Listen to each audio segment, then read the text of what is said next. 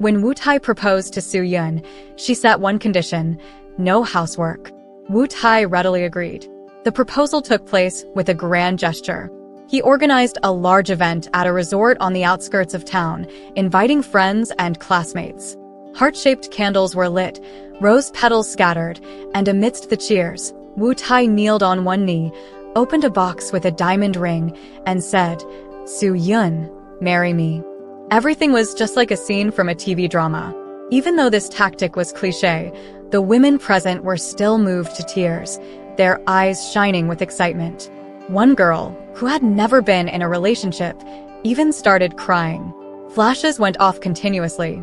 Su Yun, the heroine of the moment, looked at Wu Tai kneeling before her, and with a perfect mix of surprise and shyness, extended her hand, allowing Wu Tai to slip the ring onto her finger.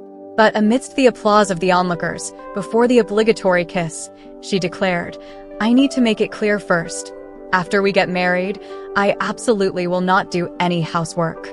At that moment, Wu Tai dramatically cupped Su Yun's hand and said, "How can my wife's hands, so fair and beautiful, do housework?" Then, he embraced her and kissed her. Everything proceeded steadily towards marriage after that. Wu Tai's family had already bought a house for him, and Su Yun moved in to become the ready-made hostess. Meeting the parents, taking wedding photos, holding the wedding, all went according to plan. Miss Su officially became Mrs. Wu. True to her word, Su Yun didn't do any housework. During the day, both were not at home, and for dinner, they either ate at their respective workplace cafeterias or ordered takeout and dined out together. They hired a part-time cleaner to tidy up the house regularly. All the laundry went straight into the washing machine. Their kitchen activities were limited to slicing some fruit or making coffee with the coffee machine. Wu Tai's job was quite demanding, often requiring him to work overtime. In the evenings, Su Yun stayed home alone, lounging on the sofa, binge-watching TV series, and playing games. She felt her life was carefree and enjoyable. This went on smoothly for more than half a year, until Wu Tai's mother arrived. Wu Tai's mother was a typical northern housewife, short and plump, with graying hair tied up in a bun. Her greatest pride was having personally raised two sons. Wu Tai was her beloved youngest. As the saying goes, the emperor loves his eldest son, but commoners dote on their youngest. Every time Wu Tai's mother saw him, she couldn't suppress her smile, hugging him tightly and doting on him endlessly. In front of his mother, Wu Tai would revert to a 4- or 5-year-old boy, acting spoiled. One moment, he would say he wanted to eat his mom's fried pancakes. The next, he would ask her to massage his shoulders. Su Yun couldn't quite pinpoint whether her dislike for her mother-in-law stemmed from the inherent tension between in-laws or a simple clash between women. She just found it repulsive to see such a grown man still so attached to his mother, especially when her mother-in-law proudly shared that Wu Tai had been breastfed until he was 5. She reminisced, laughing, about how Wu Tai would rush into her arms and lift her shirt to nurse after returning from kindergarten. Su Yun almost couldn't keep her expression in check when she heard this. "That's disgusting. Breastfeeding at that age. Don't you feel ashamed?" she privately told Wu Tai. "What's disgusting about it? My good health now is because I was breastfed for so long. When we have kids, you'll need to breastfeed them for several years too," Wu Tai retorted, uncharacteristically arguing back, almost leading to a fight. It seemed only natural that Su Yun wasn't thrilled about her mother-in-law's visit. Wu Tai's mother didn't come just to see her son this time. They had been married for almost a year, and according to Wu Tai's mother, it was time for a grandchild. However, there had been no news. Unable to sit still at home, she decided to come over and supervise personally. She arrived, laden with bags of local specialties and prenatal vitamins, determined to oversee the situation. Barely had she settled in before she discovered an even more pressing issue: Su Yun didn't do any housework. As a dedicated housewife, Wu Tai's mother headed straight to the kitchen after putting down her luggage. Seeing the empty kitchen and the barely used pots and pans that had been bought for the wedding, she was already fuming. She insisted on cooking dinner with the ingredients she brought. Fortunately, there were still some basics like rice, flour, oil, and salt at home. After dinner, Soo-yeon pretended to be polite for a moment before she and Woo-tae sprawled on the sofa, lazily watching TV. Woo-tae's mother washed the dishes and tidied up the kitchen alone, simmering with anger. She called Woo-tae into the guest bedroom and asked about their daily routines, learning that they never ate at home. Holding her son's hand, she concluded that he must have been starving and losing weight from hunger, and tears started to flow. Her precious son was living such a miserable life. Busy with work every day, making money to support the family, and he couldn't even get a hot meal at home. There was no one to wash his clothes. This daughter-in-law, not having children and not doing housework, if this were her time, the village would gossip behind her back, and she would have been sent back to her parents' home long ago. How did he end up marrying such a lazy wife? Woo-tae's mother felt indignant for her son. She was convinced that Woo-tae was bewitched by Soo-yeon's beauty and decided she had to intervene personally. Soo-yeon's refusal to do housework wasn't simply because she was lazy. She came from a large family. Her father had 7 siblings. As the eldest daughter-in-law, Soo-yeon's mother lived with her in-laws, attending to them day and night while also taking care of her husband and children. She was always busy, yet never appreciated. In Soo-yeon's memories, her mother always had her head down, rushing around, washing clothes, cooking, and mending. Only when she went to bed could she lie down and sigh in relief. Before dawn, she would be up again, preparing breakfast in the kitchen. Soo-yeon's grandparents relied on her but also criticized her, saying she couldn't bear a son and couldn't control her husband. Her husband disdained her, rarely coming home. Once, when Soo-yeon's father asked her mother to bring him a piece of clothing, their hands touched briefly. Soo-yeon's father laughed. "Your hands are rougher than sandpaper. Touching them almost hurts me." Her mother said nothing, lowering her head even further, her neck flushing red. Her father opened the door and left. During the new year, the entire family would gather at their house. Her mother would start preparing days in advance, buying groceries and ingredients, working tirelessly. Fragrant narcissus flowers would be placed around the house, the table filled with festive treats, and paper cutouts decorating the windows. The house was brightly lit and filled with steam and warmth.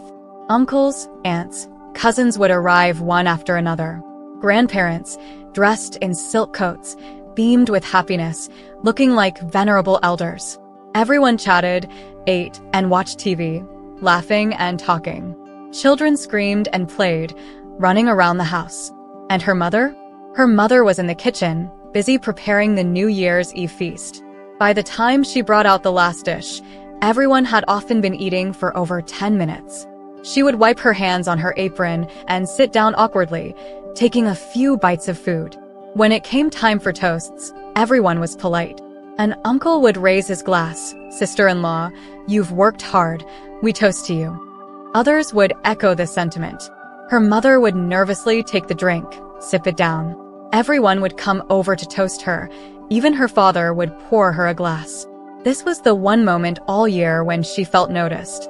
But a few minutes later, she would be up again, as Grandma complained about the greasy New Year's dishes and asked her to make some sour soup, with a mountain of dishes still waiting to be washed. Soo-yeon would find her mother in the kitchen, squatting and washing dishes in a large wooden basin. The cold winter air in the south was biting, and the water was icy. Her mother's fingers, soaked in the water, were swollen and red, resembling translucent red carrots. Outside, people unable to resist the cold had already started lighting firecrackers and fireworks, which crackled and popped. "Sweetie, what are you doing here? Go play with your brothers," her mother would say. Little Soo-yeon clenched her fists tightly, holding back her tears. She felt her mother's suffering was unfair. She remembered the women she had met when with her father, who smelled of perfume and had white, soft hands with long, red-painted nails shaped like pretty droplets. She sometimes stared to see if the polish would drip off. Even though she never spoke to these women out of loyalty to her mother, nor met their eyes, young Soo-yeon deeply admired their beauty. During her rebellious phase, she began to resent her mother, who only ever seemed to work. Why didn't she take care of herself? Why was she always working? She was embarrassed to even have her mother attend parent-teacher conferences. She pitted her mother, but also resented her. All of this turned into a deep-seated resentment towards the endless housework at home. "I will never become like my mother. I will never do housework," Soo-yeon repeatedly told herself. At first, Woo-tae supported Soo-yeon. He had met Soo-yeon's mother, a kindly woman who looked over 10 years older than her actual age. With Soo-yeon's grandparents deceased, her mother no longer had many responsibilities at home, yet she couldn't stay idle. She would fuss over cleaning, always speaking timidly as if afraid of offending anyone. Soo-yeon's father often didn't come home, and with Soo-yeon living away, her mother had nothing to do, sitting blankly on the sofa like a statue. Her daily routine revolved around making lunch, dinner, and boiling water for foot baths. Woo-tae knew why Soo-yeon didn't want to do housework, but he also thought she was being a bit extreme. In modern times, who would really treat her like a servant just because she did some cooking and cleaning? His ideal woman was more like his own mother, staying at home and taking care of the children. However, having pursued Soo-yeon arduously and being newly married, both of them were indeed busy, so he let the housework slide. But when his mother cried while holding him, he spoke kindly about Soo-yeon, although he secretly wondered what a Soo-yeon who did housework might be like. Perhaps a wife who did housework would make their home feel more like a real home. He recalled the saying, "Food in the pot, eye in the bed," and felt a thrill of excitement for such a future. Soo-yeon noticed her mother-in-law's dissatisfaction, but she didn't care much. After all, her mother-in-law would only stay for a while, and once she left, life would return to normal. The key was that Woo-tae supported her, and that was enough.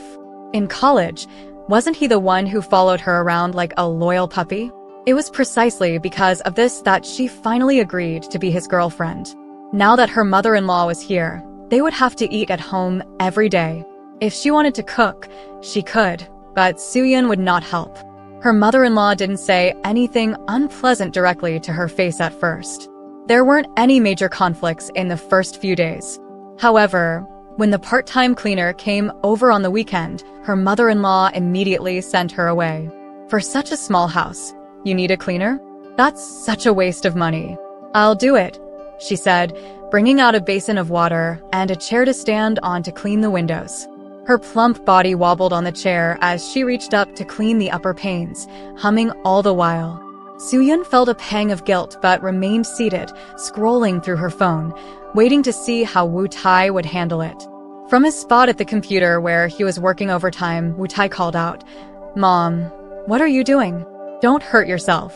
I'll clean the windows later." "You've never touched a rag in your life, and now you want to clean windows? I know my son loves me," she said, glancing slyly at Soo-yeon.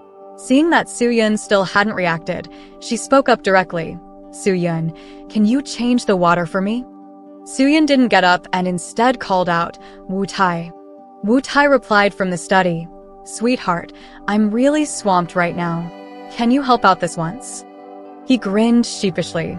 Reluctantly, Soo-yeon got up and changed the water. Her mother-in-law smiled contentedly. She wasn't going to let her off that easily. Soon, she was asking Soo-yeon to check if the soup in the kitchen was boiling over or to bring a trash bag over. Whenever Soo-yeon seemed to relax, her mother-in-law would find some small, non-essential task for her to do. Woo-tae stayed focused on his computer, claiming he had an urgent report to finish for his boss in 2 hours and simply couldn't spare a moment. At night, Soo-yeon vented her frustrations to Woo-tae, who comforted her in every way he could. "Mom is getting older, and she won't be here for long. Just make her feel comfortable. Helping out a bit isn't really doing housework. Don't be too sensitive. Once she leaves, I'll make it up to you." He knew in his heart that Soo-yeon wasn't unkind and wouldn't have the heart to refuse his mother. After her outburst, Soo-yeon felt a bit better. She began to think maybe it wasn't such a big deal after all. She picked up her hand cream and meticulously applied layer after layer. However, her mother-in-law took advantage of her soft heart and gradually pushed her boundaries. On nights when Woo-tae worked late, after dinner, her mother-in-law would claim her rheumatoid arthritis was acting up and she couldn't wash the dishes, asking Soo-yeon to help. While Soo-yeon watched TV, her mother-in-law would exaggeratedly rub her back, saying she couldn't bend over for long, until Soo-yeon took the broom from her hands. With such pitiable actions, her mother-in-law slowly drew Soo-yeon into doing more and more housework. Soo-yeon felt something was wrong but felt helpless. She complained to Woo-tae at night, who would just tell her to bear with it a bit longer. Every night before bed, Soo-yeon would slather thick layers of hand cream on her hands. On a weekend morning, Woo-tae's mother didn't get up. When Woo-tae and Soo-yeon went to check on her, they found her propped up against the headboard, wrapped in a quilt. She said she was feeling unwell, her mouth tasteless. It wasn't anything serious, but she wanted a bowl of hot and sour soup to break a sweat. No, she didn't want store-bought soup. It wouldn't taste the way she wanted. She could teach Soo-yeon how to make it. Soo-yeon actually knew how to cook. As an overlooked granddaughter, she had spent a lot of time in the kitchen with her mother when she was young. Before she developed a distaste for it, she had already learned how to make some simple dishes. But she didn't want to cook now. It didn't seem like a big deal, a bowl of hot and sour soup, something that could be made in 5 minutes. But she worried that each step of giving in would push her further into a bottomless abyss. She looked to Woo-tae for help, but he avoided her gaze.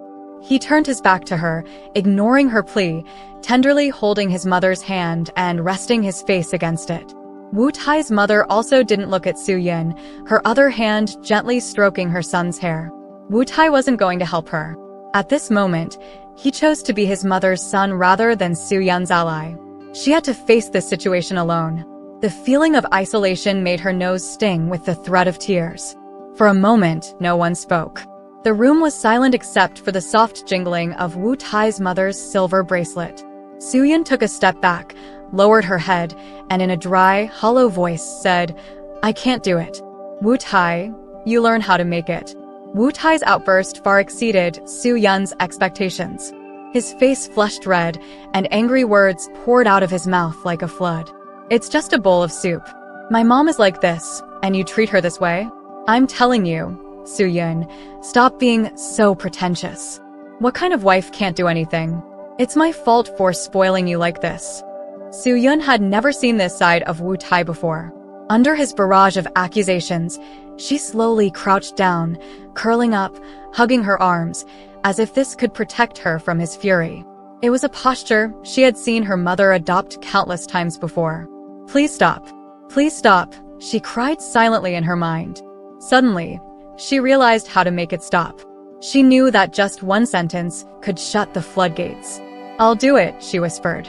Then she abruptly stood up and shouted, "I'll do it."